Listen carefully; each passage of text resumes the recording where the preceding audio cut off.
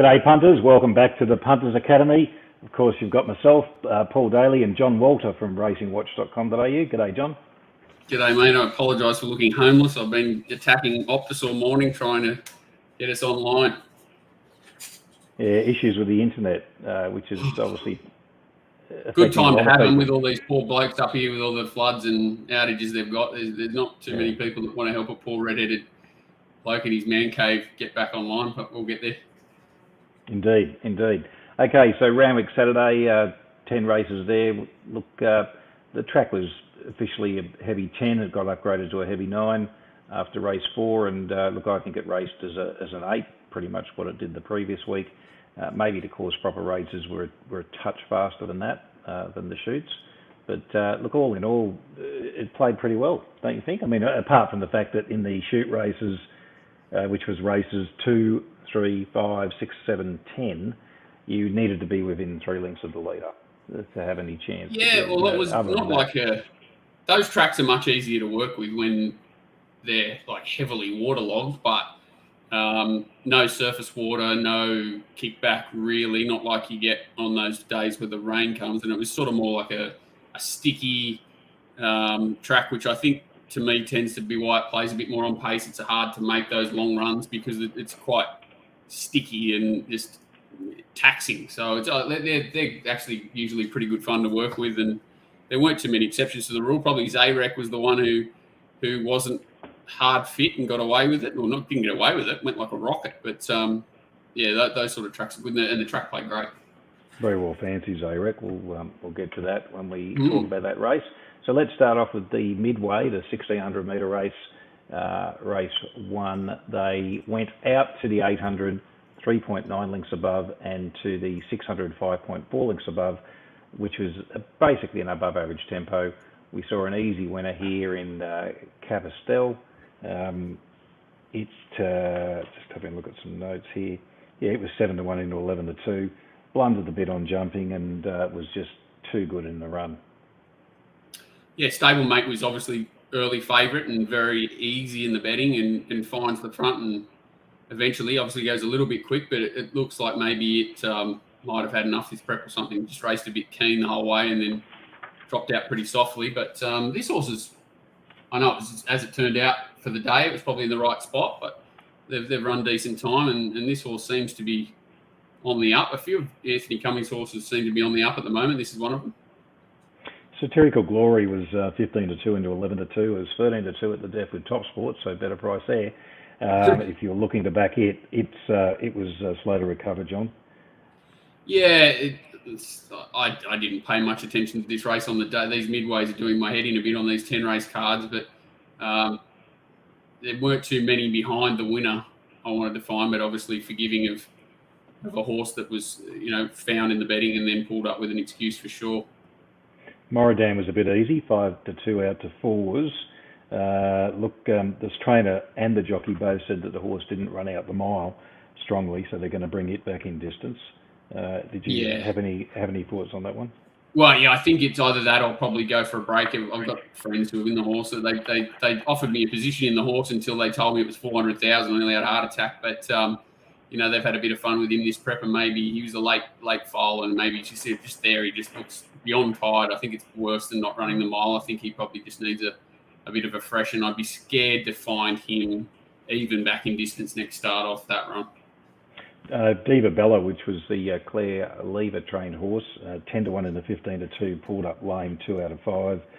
Bedford Square got held up a bit between about the 300 and the 200, and Clear Blonde had a bit of an awful path as well in the race, so maybe some excuses there.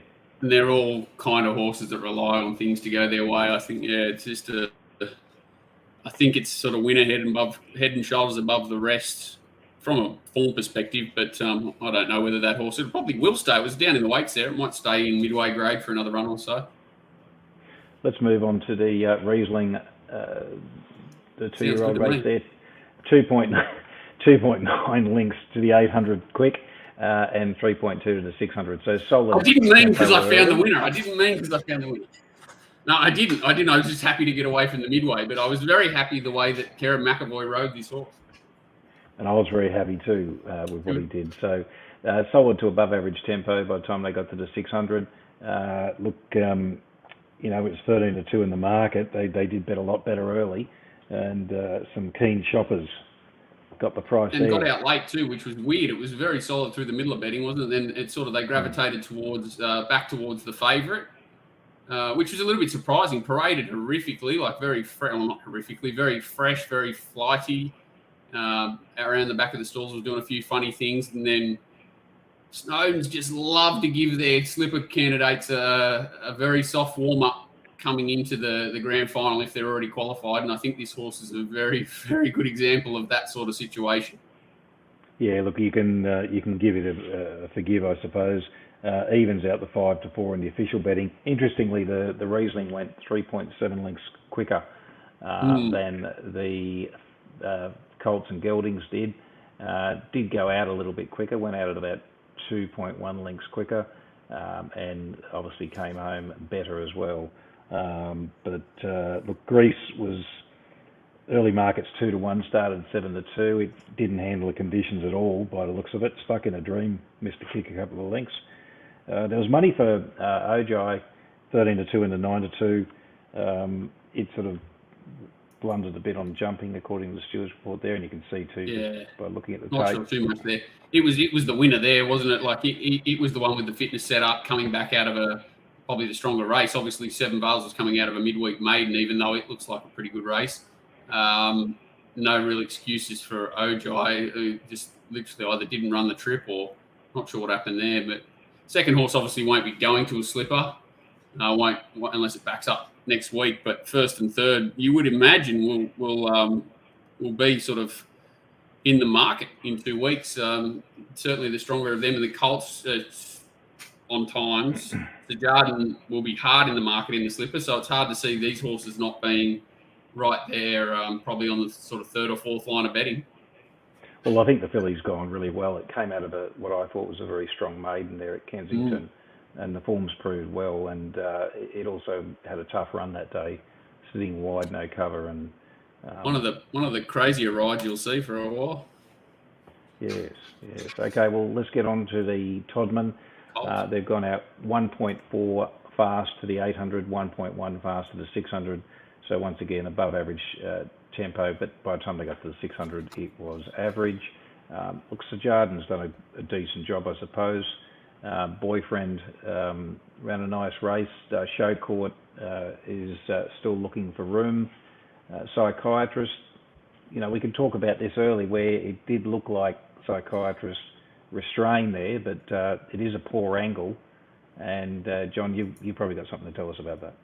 Well, as I said, I abused Tim after the race for being a bit of a cat and not kicking on and leading, especially the way the track looked like it was playing. And he says that he was never in front of this horse at any stage. And he said this horse was like half a length in front.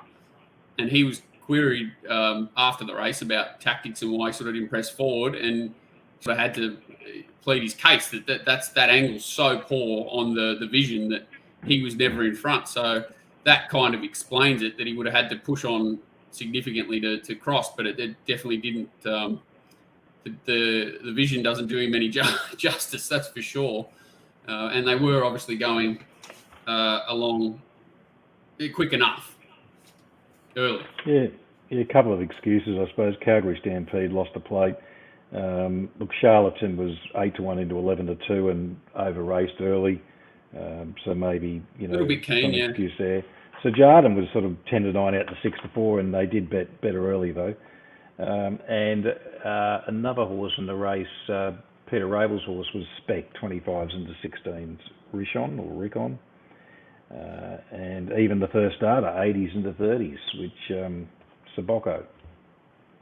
He was right there till the 200. Look at him, and then he sort of punctures. But the horse that was certainly a certainty beaten, I would imagine, is this horse Show Court here, running right into their backsides here and sort of clears across their heels and is strong through the line. What does that say about the form? That's probably the hardest part. Is Show Court one out of the box, or are the Colts pretty steady? I think Boyfriend's kind of had its chance every start. Looks pretty one pace. You can forgive Sir Jardin a little bit because it's back in the race and it was hard to come from back and wide there. But I think Showcourt probably should have beat at home. I'm not sure what to do with any of these horses. I'm saying it's the only horse that can win the slipper out of this race, and I'm very scared about taking any sort of short odds. Yes. Joe Pride's horse can probably improve. He's that good a trainer at getting them ready for one race, but a little bit weak late for mine, even though it did over race. What's it called? Charlatan. I keep bloody getting them both confused, Jardin and Charlatan. Yeah. Joe Pride's horse of Charlatan, and we've already mentioned it. This horse Showcourt could be a smoky still for a race like the size. That'll probably the slipper won't get in, and sometimes the size falls away. So maybe it's a horse to keep your eye on for a race like that. Possibly. Let's move on to the Randwick City Stakes, the 2,000 metre race. They've gone out 6.3 lengths fast to the 800, 5.3 to the 600. So above average tempo here certainly gave those racing on the speed or near to speed like Zarek their chance. Zarek, we mentioned it was well backed. Just having a look at some flux here that I've got. It's a weird race, isn't it? Like the winner's first up 123 days. I know it's got 2 mile form, but it's gone out 100 mile an hour. Kept on chugging, and the winner sat outside it and bolted him. Just doesn't make a lot of sense when you watch the race. But sorry, second up, Zarek, yeah? Yeah, the leader's... the leader. Sorry, the leader's first up, and the second horse has sat outside him going quick and run away from him. It's just so it doesn't make a lot of sense. And it was only second up and jumping in trip, which is just as bad. So incredible efforts from the 2 leaders. 1,400 up to 2,000, 13 to 2 into 5s, well fancied Zarek. Mighty Bell was a little bit slow out, 7 to 4 out to 9 to 4, and they're saying it didn't appreciate the heavy conditions, despite previously having raced okay on a similar track. Maybe there's an excuse. I mean, they do tend to take turns a bit, this lot.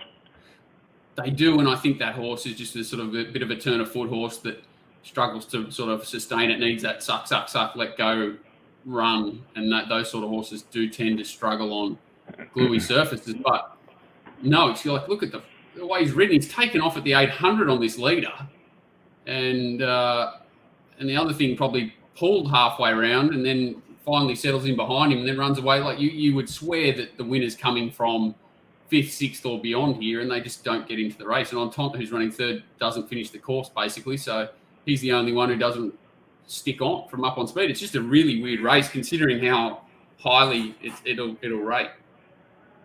Yeah, well, like Luncey's was also a good run here.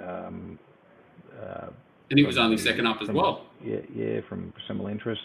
No Compromise was a good run from back in the field. It ran the 7th best last 800, the 4th best last 600, 400 and 200. So it seems to be ticking over well, and probably aimed, a race like the Sydney Cup we mentioned earlier, John. If Jay Ford is riding it in the Sydney Cup, I'll eat that shirt you're wearing, Paul. I think the poor fella's been given a job, and he's done it very well his last few starts. And I think they're trying to avoid penalties coming into the one race that they're chasing, and he looks right on target for it. Yeah, look, going really well, this horse. Look, Shiraz was okay, probably a little bit shorter than I expected in the market. We talked about Luncey, some good sectionals. Yeah, possibly. Oh, well, there was a few ticks. I mean, the gate and the jock and so forth. And had a wide run last start. Was obviously going to get fencing run this time, but I was really surprised that the winner was so heavily backed, and I was really surprised at how well it went. And maybe it's a special horse, but that form, it just doesn't make sense to me, the whole thing at the moment. Well, let's talk about, there's plenty to talk about, I suppose, in the Challenge Stakes. They went out 1.2 lengths above to the 800 and the 600, so above average tempo, probably only average by the time they got to the 600.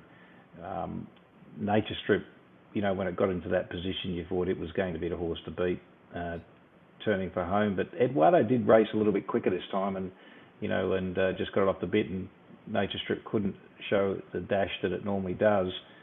Shelby 66 is just rated through the roof. It's gone from an official handicapper rating of 62, I think it was, coming into that race. Who knows where it'll end up? I think benchmark 62, absolutely. I think he said D. Byrne suggested it might end up around about 90. So it's pretty much stuffed. I think it's still eligible for Class 3. Well, I mean, it's going to, it's going to probably ruin the horse's racing career for a long time. Its only chance in life now are set weight plate races. That's it, up in Brisbane or something like that. Otherwise, unless it can reproduce this. But I fully expected to see some sort of horrible last section for this race when the times came through, and I'm pretty much flabbergasted that they've run fast time. I just don't understand what's happened. I thought I was ballsy standing it out for third. Well, Nature Strip has obviously gone back. Shelby 66 ran the third best last 8, 6 and 4 and the sixth best last 200 sectional rating of the day. Just an enormous effort, and it will no doubt regress. Arguably in the worst part of the track there, if there was one, sort of forced back to the inside. If he had got around the heels of the leader, who knows, he might have won.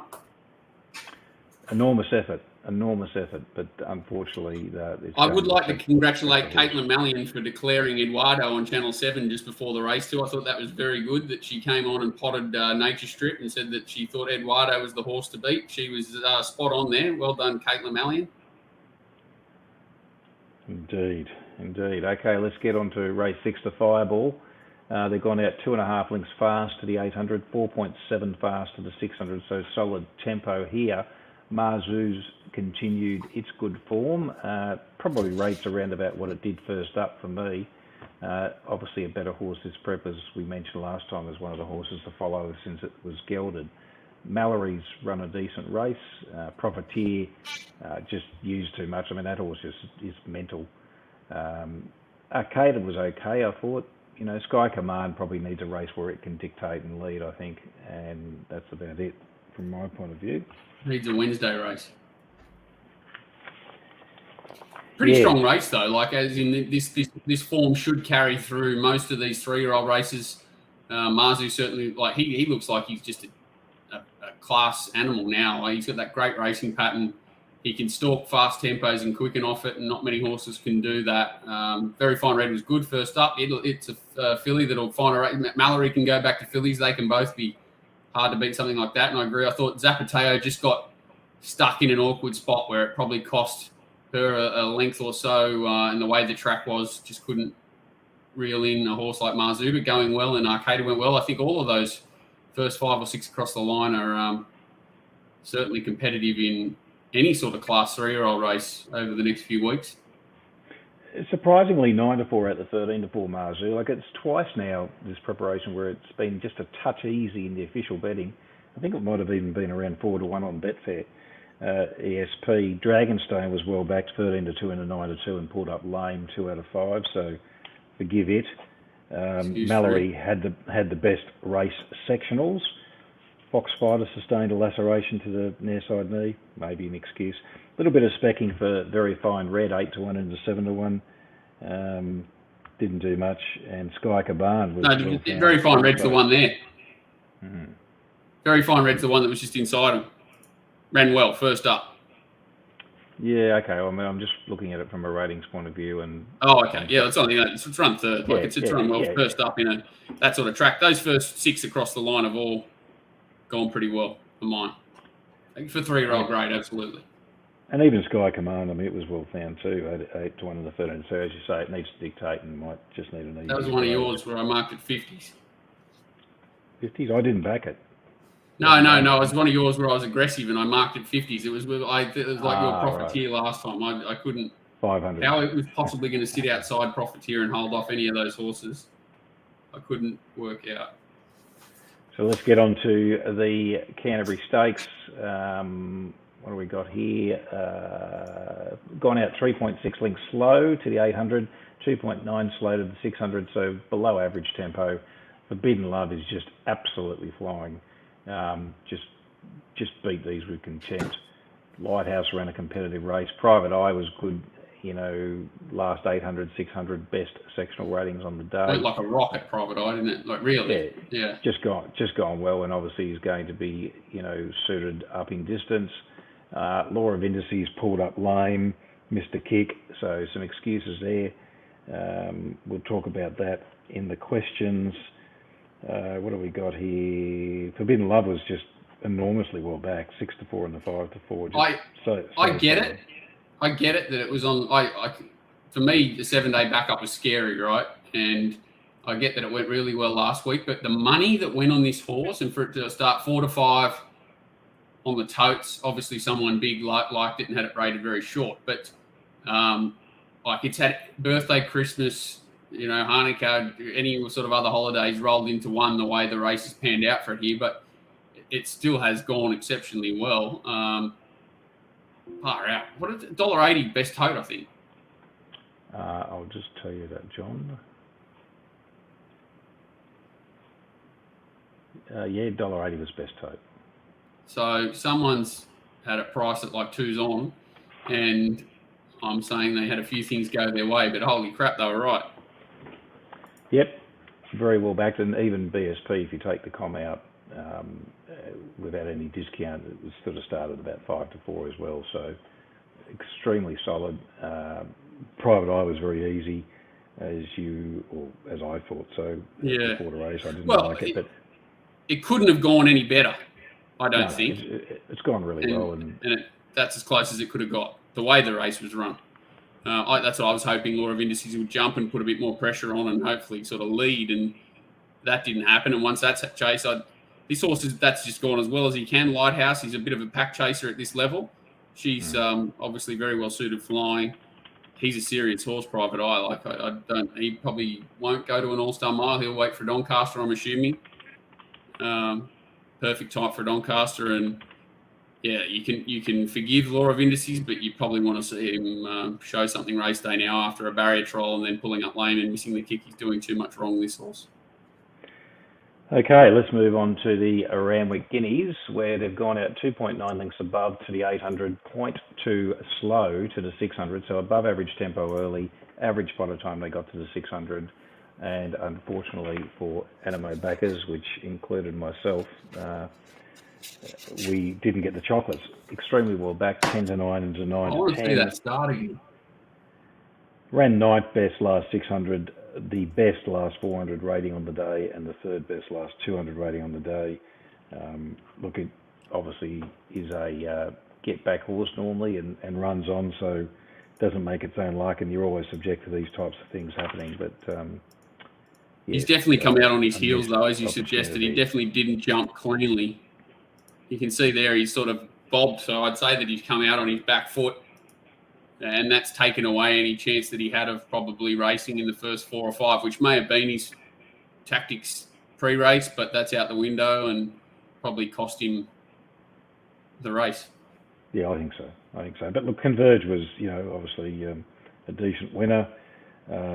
Military expert led, and Hilar was sort of 3-1 out, 7-2. I don't know what else you can say about the others. I think Animo should have won, but I think everyone had their chance, which is the beauty of this race. They've obviously not. They've gone out quick enough to give everyone their chance. They haven't ripped home. Converge has only come from 2 pairs in front of Animo, so I think he's kind of had his chance, really.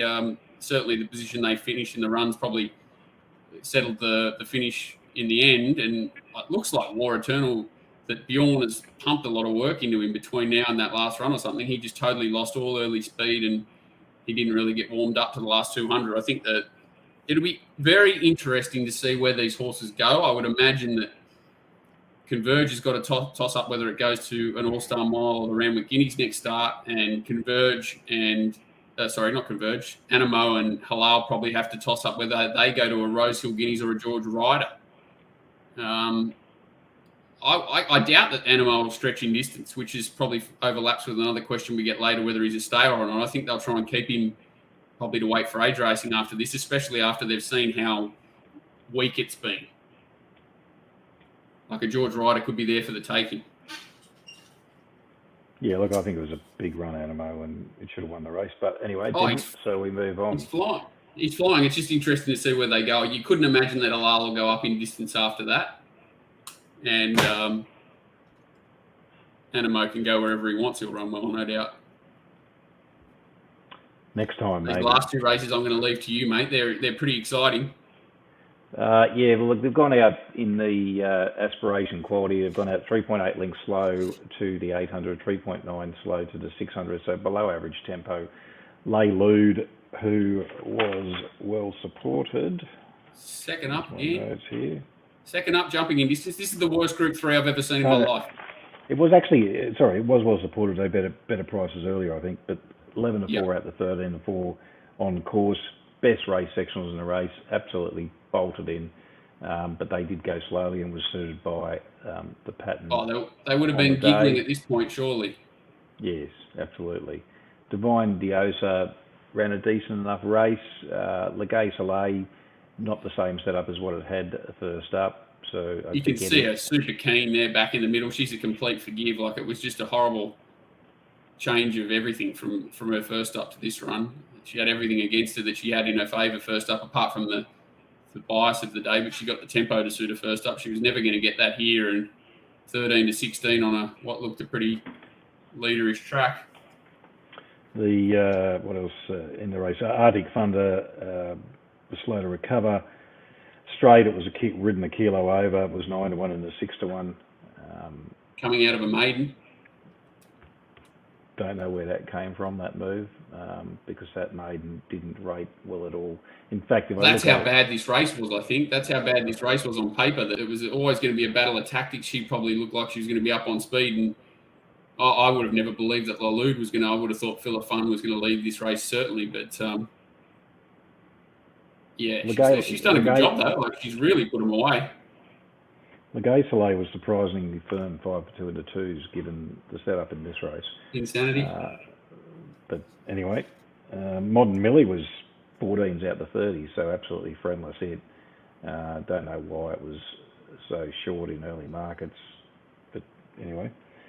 I don't have any confidence. Watch Betty. Yeah, there was just a horrible race. I don't know where those horses go. Like, the winner can go on because it was only second up, and even though it had everything in its favour there, it did take advantage of it, and I can still forgive Legay Soleil because that was just a horrible race. They've obviously thrown it in because of how weak it was.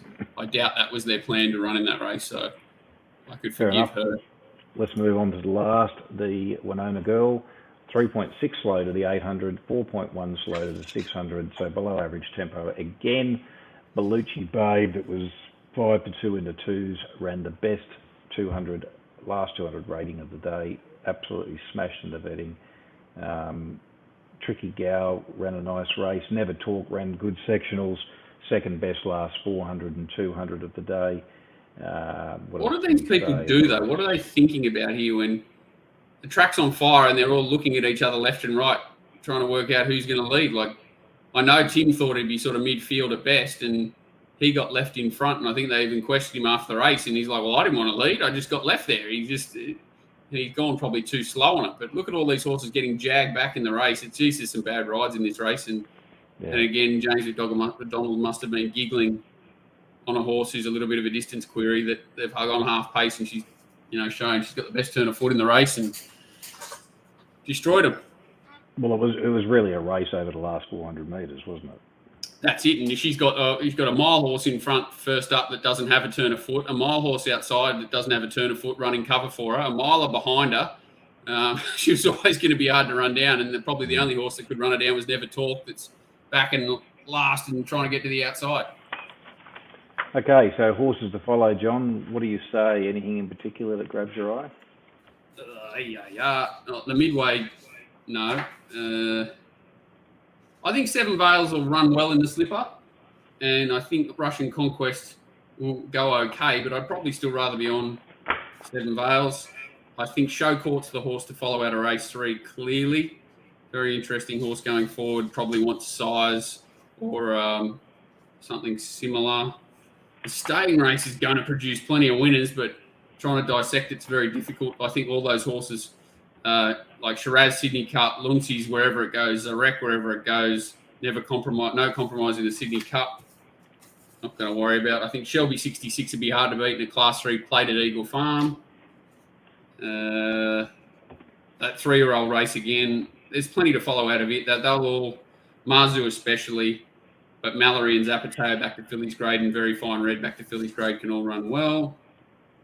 Private Eye will nearly win the Doncaster if Converge doesn't go there. And who won that race? Forbidden Love. She'll run well in a Coolmore if they decide to back up again. Jeez, that stable's flying too. Animo Converge. And War Eternal can run well in a race like the Derby. That's it. So for me, similar to you, John, no compromise in the Sydney Cup. Yep. Marzu, got to continue following it. Animo will just continue to race well, I think. And that's about it for me. Yeah. Yeah, a lot of these horses are going to go to similar races, and there's plenty of merit in a lot of their runs on Saturday. So let's get into the questions, John. But of course, we need to talk about Top Sport, our supporter of the show. If you don't have a Top Sport account, you need to have one, punters. You get some good limits there, especially if there's any black type racing on the card. And of course, they importantly bet those prices to lose those amounts as soon as they go up. Best of best options as well. Very fair mob to deal with, and recommend you have an account there if you don't have one already. Okay, so getting into the questions this week. Look, we can start off with the first one here from Surfing Punter. Easy to be critical post-race, but was Shelby 66 too close in the run? Sort of lacked that ping we're accustomed to. Well, look, to be fair, I think... Is there a chance that this fella, who I actually know this fella, but is he a chance the only fella in the world to actually back Shelby 66 and he's filthy after the race that it's got beat ahead? Because I can't understand any other reason for the question other than that it was a tilt question 5 minutes after the race, but I'll let you answer it properly. Well, look, apart from the fact that it's probably a G-up, but if it's not, it settled 2.2 lengths off them at the 800. It previously settled an average of 4 lengths off them at its previous 4 starts. Look, the horse has absolutely gone through the roof. You couldn't have done any better, and I think it was a terrific ride, and obviously a terrific result for the Connections. Unfortunately, going forward, though, it's not going to be a terrific result for the Connections, and if they're even thinking about handicaps, they are particularly shelved themselves for a long time. On paper, though, roughly, how much, career best-wise, how much has he improved? Well, okay, so I've got him. I actually had that highway very good race, like probably the best highway in a long time last start. In terms of a rating, I would say, based on the conditions of Saturday's race, it rated around about, on my figures after some adjustments, around about 94. And it's gone about 102, 103 in that range. So it's gone ahead, lengths, 5 or 6 lengths or something crazy. 5 or 6 lengths, yeah. How often would that happen? Blue moon. It doesn't happen often. I can assure you that. It's incredible, right? I can't get over it because there's the merit in the last section. That's what I can't get over. If they'd gone through the floor and they'd all run poorly and it picked up the pieces, but it's actually really run down Eduardo. Well, its 2 best runs were obviously its last 2 starts, and both of those were on the quick backup. So it's gone 7-day back up, new peak, 7-day back up, through the roof. And 1,000 metres, obviously, too. Yeah, and it won't repeat. And both on heavy tracks, both at Randwick. So it won't actually repeat that. No, but it's just in isolation. What a run. It is. Okay, so the next question from Les is, how do you make sense of Shelby 66's performance against Eduardo and Nature Strip going forward on the figures posted? What was the lift or the drop-off? Well, we just talked about the lift, Les. Just answered them. I can say it's going to regress. How much it regresses, obviously, time will tell. If it's even considering handicap racing, it's buggered itself for a long time because it'll take a long time to work off that rise that it gets in the official handicapper ratings. But its only chance is really, set weights, weight for age, that type of thing. So what do you make of it? So it needs a set weights highway, weight for age highway. And how do you make sense of it? I definitely can't. Well, you can't. It's just a huge spike that isn't likely to be repeated. Next question from William. Do you think Eduardo and Nature Strip race rated poorly, or is Shelby 66 just rated for the roof? Just answered that. it's just rated through the roof. So Yep. we can move on from there. Of course, these people don't realise who's going to be asking the questions, so, fair enough. No. It's good that they all kind of... It shows that everyone was thinking the same thing. Yeah, for sure. Aaron's asked, being pro punters, do you guys have a profit you'd like to hit on a weekly or daily basis? E.g., if you like to profit $500 and you're up $1,000, would you reinvest the $500 or just pull up stumps? Aaron, there's no last race. So for me, I don't even think about it. I just bet as per my plan. John? Yeah, every race is individual. Like you, there's no first, there's no last. It's just they all fall in line. So definitely no. I know what I'd like to win, but I don't think there's any number I'd pull up at. So no. Look, Matt's asked a question here. Is Animo a stayer? But because there are a few stallion-making races in that distance range, we'll never know. And yes, he went within a protested whisker of winning one of them. You need to remind me, Matt. Animo is a bit of a curse horse for me, I think. I was on it in the Cox Plate and was absolutely certain I was going to get that protest the longer it went. And the more I looked at it, I convinced myself, but I can understand the decision. Look, I think it can race well up to 2,000 metres. Its last 200 for memory in that race, I'll just have to bring it up, was pretty good.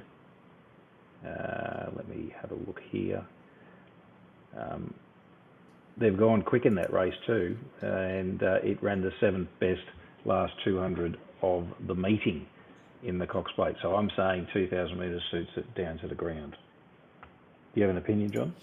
Yeah, no, I think the questions probably will never be answered because you'll find out in the next two starts. If they go on to the Derby, we'll find out. But if they go back to a George Ryder, we'll never find out because he'll probably never get anywhere near that distance range again as a potential stallion. So I would be in shock if they didn't go to the George Ryder next start.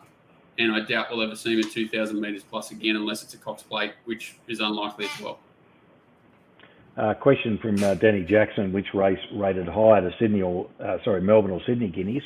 The Sydney race is a better race and has rated better for mine. Do you have an opinion, John?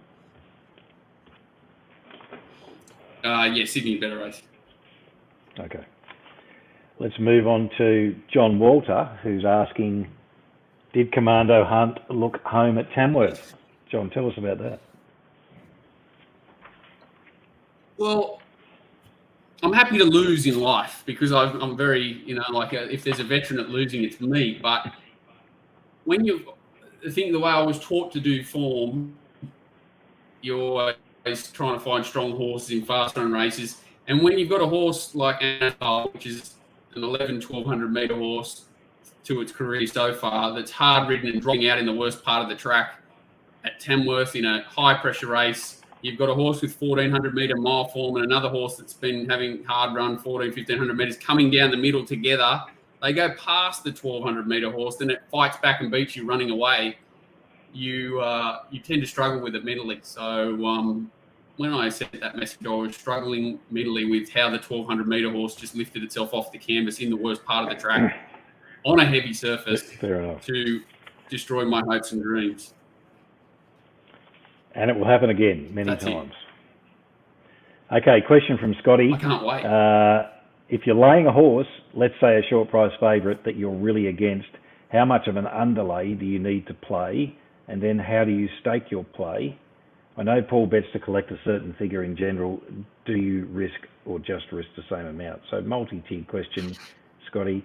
Okay, so my answer is it depends much on it depends on the map. It depends on the predicted tempo, and it depends on what assumptions I've made in marking that horse, what I have. So if I've marked it evens and I'm confident that that's the right price and that I couldn't have been any kinder to the horse and it's 4 to 5, I'm laying it, unless it's a leader and I think it's going to get a good run. So if it's a horse that potentially has a map question mark or a map weakness, and I've been as kind as I can to it, and it's evens on my price line at 4 to 5, I am gapping it. If I rate it at 6 to 4, same situation, I'm laying it at 5 to 4. So in terms of how much of an underlay do I need, around about 4% in actual probability assessed to actual. So if I mark, you're talking evens, you've marked at 50%, you're laying it at 54%. If you've marked at 6-4, you're laying it at 44%, not 40. If that makes sense. How much do you stake? I bet the same in reverse. So if my objective is to collect a certain amount, then that's the objective I'm laying to. So I'm just reversing it in a sense.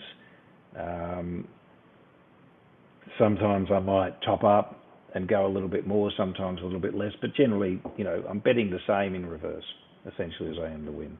But laying horses, you've got to be careful about what assumptions you've made. So just because you rate it at a particular price doesn't mean you're laying it. Like just because you marked a horse $4 doesn't mean you should lay it at $2.50, because you might have made a mistake. You might have been very hard on that horse in getting it to that price, thinking that a certain thing was going to eventuate. It might be a horse that's first up. The market's strong support there.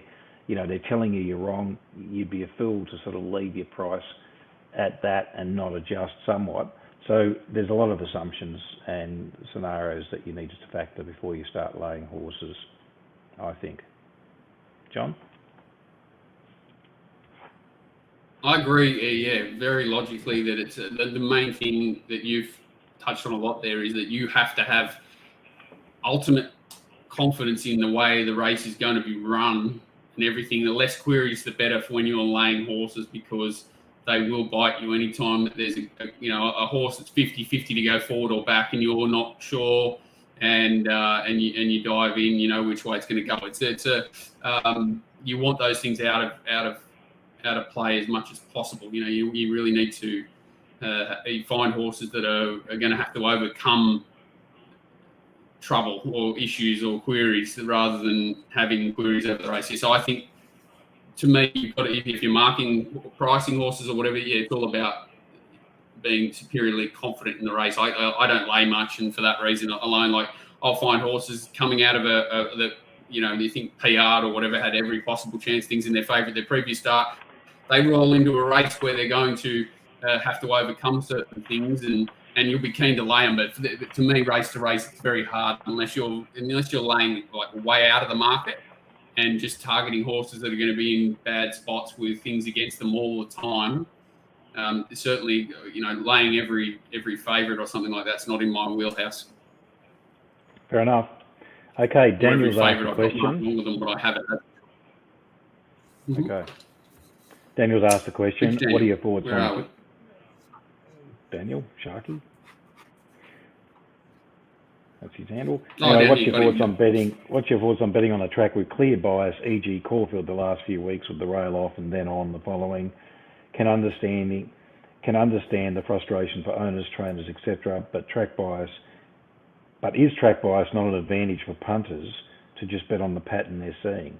Well, look, I advocate betting on biased tracks. I think it's great when you can actually forecast it with some degree of accuracy, and that's exactly what plays out, because it means that the assumptions that you've made leading into the meeting doing the form are most likely to be proven somewhat correct. So you can get a real edge betting on bias. What's difficult is you go into a meeting, you think it's going to play one way, and it's from evidence clearly not doing that. And then suddenly you're in a situation where you either have to pull up stumps from betting, reduce your bets drastically in races where you think that there's a big change likely or going to happen, or you just have to simply make all these adjustments on the fly, and that can be dangerous. So yeah, I do adjust throughout the day, but it's tinkering more than major restructuring the way in which I've looked at the race. But look, track bias is a big advantage. Yes, it's not good for owners who have horses engaged that are going to be disadvantaged, but that's racing. I mean, I think that it's been around for a long time. I mean, as long as you can remember track bias. I mean, when did they start talking about it? In the 80s, the 90s? And what's the difference between a bias track and a race where you've got a back marker and there's one leader? Like, what are you not allowed that? Should they be allowed to have a pacemaker in those races too? It's dead set, I would imagine. Yeah, I mean, look, everyone's got different ideas, but for me, it's an advantage. Okay, one here from Josh Reed. It's definitely an advantage of punters in the... Sorry, John, we missed that last bit. My internet's terrible. Move on. Okay. Josh Reed has asked, is there any futures bets that you can share that you're on at a nice price but are still backable at current prices? Be good to hear reasoning for those who aren't big futures punters. Josh, I rarely take futures or feature doubles. I did last year in the Melbourne Cup. I had a lot of doubles running into Incentivise. But look, it's not something I do often. So I'm probably not the one. But John, this is more your camp, isn't it? I used to love it, but it's basically finished for mine. You see a horse try well now, and it drops from just, and they're not interested in taking a bet on them anyway. So to me, it's something I don't even, like back in the day, absolutely I lived for it. And now it's just another part of racing that's been squashed with these minimum bet laws and new philosophies that just don't want any sort of risk for anything they don't understand. So, it's finished for me, futures betting, and even trying to find out, like I had a quick look when this message come up. It's there's not much to play. The slipper to me is pretty difficult. The only horse I could back with any confidence is Best of Bordeaux, and I'm probably a little bit more confident than most it'll run 1200. Other than that, I couldn't back anything in the slipper, and the rest of the races, there's too many pop-up races from here trying to bastardise races there, maybe that, it's very difficult to know where horses are going to go now. Where they used to have 4 or 5 targets, they've got 10. So it's another layer to the futures betting that makes things even more difficult. So to me, it's a bit of a dead thing at the moment. Fair enough. Righto, so we've got one here from Tony. How do you assess a horse leading up to a race, knowing that its grand final is later in the prep? And post-race, what do you look for when reviewing the horse's performance to determine how they are progressing toward that grand final, i.e. Nature Strip with the TJ Smith and Royal Ascot as targets? Tony, when I'm rating a race, I'm only thinking about the race in question. I try not to get caught up with whether or not they're targeted for the race. So I'm trying to assess the horse on its merits. Looking at the advantages and disadvantages in the setup is part of the process, sure, but not too focused on post-race reviewing it and saying, oh, well, Nature Strip is now on target or Nature Strip is not on target. That all comes about in terms of when I price the market in the relevant race that I'm dealing with, and that's really all I'm focused on. Yep. Okay, one here from Michael. By the look, sorry. No, that's cool. John? No, I agree with you. I think that's. Right. I think I'm probably more of a field person when it comes to trying to work out where they're going and whether. To me, it's just a normal. That's normal for every race. Is this their target race? Will the horse be peaking fitness-wise? This doesn't matter what it is. And then when I'm reviewing it, I'm not worried about where it's going. I'm just worried about what it did on that day. Fair enough. Michael's asked, by the look of things, this is one of, if not the worst 2-year-old season in a long time that I can remember. In your opinion, does this turn around, or given the same breeding lines, we're in for a few low years? Question. Secondly, can the crop next year turn it around as 3-year-olds, or is the most likely outcome continued weakness? Well, I suppose from my point of view, it does look like them leading towards weak 3-year-olds. Whether or not they make the age improvement is another thing. A lot of horses don't, and so you need to factor that. If they do make age improvement, then even the ratings they're producing currently could be viewed as suspect. It's certainly not a vintage year for 2-year-olds, that's for sure. So I think that, yes, it's likely to have an impact on them as 3-year-olds. John, I'm not a breeding expert, so I can't sort of add much to it. Well, I think it's been going for a long time. I think when you look at all of our racing, we've had pretty low quality 2-year-old racing that possibly has been getting weaker for a long time. Usually this season, especially, you usually identify a few horses that are nice types or whatever that may develop as 3-year-olds, I've not seen many of them either. I probably maybe Greece and Great Barrier Reef are the two that spring to mind that may come back bigger and stronger next time in. But, it's scary that there's not too many. And then when you look at the weight for age ranks, maybe a horse like Think Again and a couple of others are nice home types, but most of them are, like Zaki's been bought here from overseas. It's just weak right through. And I think it's probably the last 10 years of breeding is catching up with us, and it's not going to get any better. But like you say, neither of us are in the breeding game. To me, it seems like it's been used a bit like a used car yard at the moment, and they're just rushing horses to stud and horses overseas. And I think the product's paying the price. Fair enough. Okay, we've got a question here from Matt. Just wondering about the run of Pinstripe on the weekend. Do you guys manually adjust your figures to account for the unlucky run, or do you purely assess it on the numbers? Look, I do adjust. I wouldn't recommend it if you can't do it for all horses in all races. It's done by the computer, so it's not something that we manually do. But yeah, it is a factor for me. The ratings that I send to clients don't actually have those adjustments in them, because everybody's view on what something's worth will differ. But, obviously people should consider that when they're actually looking at ratings. And even if you don't adjust, you should at least be aware of it and realise that, the horse was unlucky or not, and how much higher it can rate. But, you've got to be careful too in terms of how much you give horses, for perceived bad luck. Yeah, overcompensating is obviously you'd rather undercompensate than overcompensate long term, I would imagine, because it's usually overplayed. If it's a really strong, so I'm with you. I like the way, so I'd probably use your rating as a base rating, which is the raw one you send, nothing that you've adjusted. So, and then I can tack on what I think personally at the next start. But it's more of a feel thing for me and a setup for the next start. So I don't adjust any numbers. Righto, last question. Question of the week. Here it comes. Here it comes.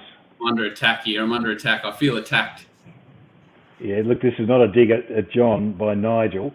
If you think a horse should be $2.50, for example, law of indices, this is in reference to a statement that John made in the preview show on Thursday, and the market is a lot longer and continues to get even longer, i.e. the BSP, do you take evasive action or do you bet up even further? We know what Gordo would do, being racing Rance Gordo.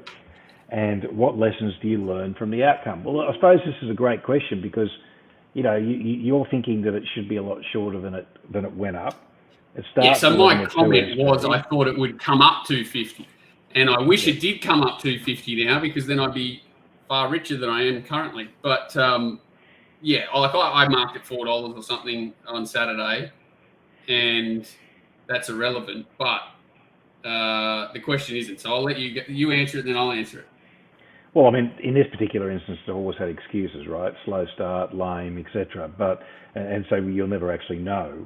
But I suppose the point of the question is, what action do you take? It's a minute to go. The horse is $9.50 on or thereabouts on Betfair. You've marked it, 3-1. Do you bet right up? Do you bet what you think you are going to bet? If you're already set and it's blowing, do you continue to bet more, or do you respect the market intelligence and try to evade your position or even reduce your position by laying some back, or do you just pay to fine, or do you just stay with the bet that you've originally had? I suppose it depends on when you actually bet too. I mean, and a good example of this was Hitotsu on Saturday, who was around about, I think, 15-4 or something when we did the preview show, and I thought it was immoral. And the horse is, blowing in the official betting first up, and you're thinking to yourself, well, this is not a great sign from this camp. But on the other hand, you've got JO on the go-to man for their first up horses. It was going to be a fast pace. That was the thing I was relying on in declaring it. And it was just a question of mark on whether or not, you thought the horse was going to be set up well into the race. And I thought it was. I mean, it was a Group 1. They were aiming for that race. The horse can continue to race better as it goes through the preparation, and it got away with the result. So obviously I'm happy that, what do you do? I certainly don't bet more. in those situations if the horse is blowing? I only do it if I think I know more than the market, which doesn't happen very often. So like a Saturday, like you say, it's very hard to think, no matter who you are, that you know more than a highly educated market, especially a Group 1 race, Saturday race at Randwick. There's thousands of people, and their opinions going into those markets. Whereas what I'm talking about is if I'm betting it in Varel on Saturday and the fence is on fire and I don't think too many people are looking at it, and I'm confident that A is going to lead from B and they're both going to find their positions, and for whatever reason the market's against me, I'm happy to back my opinion over the market in those situations. When it comes to Randwick, and I know that far more educated and far more going into that market, far less volatile, a lot more money to shift things. Those sort of, you're going to have to use the market price a lot more in your opinion than you are out wide, if that makes sense. So to me, it's where are you betting? What stage of the preparation the horse is in? Like, how confident can you be that your opinion is better than anyone else's? So I think it depends on the very situation. Rarely do you have that situation where you keep betting. You'd be a fool, in my mind, to go mark a horse 3-1, feel confident that was right, and watch it go 11-2 out to about 9s on the fair, and think that you're right. I mean, it might be an 11-2 chance. It might be a 3-1 chance. Very rarely. But very rarely. It's very rare that it's going to be like that. Whereas another example where I've marked NMO 4-6, and I see 10-9, and I'm quite happy to bet up at 10-9 evens, and then I see it come in to 9-10. Well, in those situations, when the market's actually gravitating towards what I actually think it should be in the first place, then I might be inclined to have a little bit more in that situation. But when it's going again, and I think that makes more sense overall. It makes more sense in those strong areas when you're right. When other educated minds, or whatever you want to call them, their opinions are coming together with yours, and the market's coming back to yours, but you're still getting value over your price. Agree. That's a situation more likely to bet up in than when it's going north and you're thinking, "Oh, I'm a genius. They're all idiots." No. Yes, I agree. Okay, so Nigel gets 100 this week.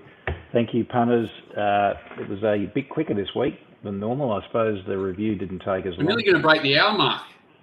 We are going to break the hour mark. Thanks to Top Sport. Thanks to John Walder from racingwatch.com.au. You can find his stuff for Sydney, and it's pretty much a 7-day-a-week service for you, John. Anything about ratings to win, of course, you can contact me, and we can chat about that. Otherwise, we'll see you for the preview. See you for the preview on Thursday, and may we continue with the role that we're having. Thanks, John. Thanks.